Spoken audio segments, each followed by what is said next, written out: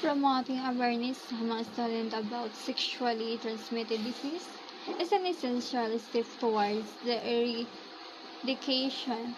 That this involves providing comprehensive education about STDs, include their types, symptoms, modes, and transmission, and critical importance of prevention and early treatment.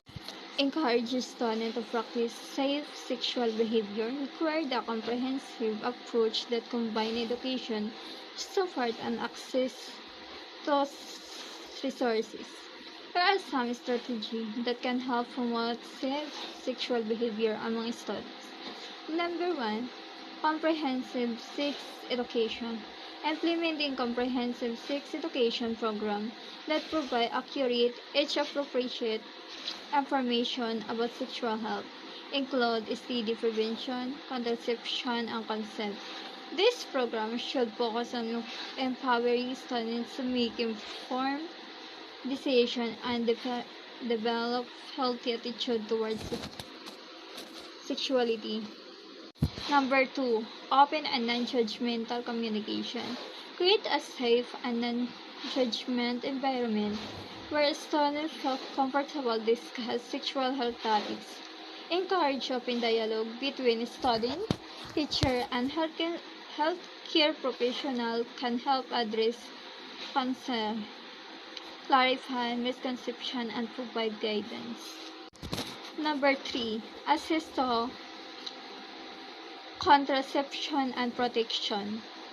Ensure easy access to contraception methods such as condom and birth control through school health service or local clinic.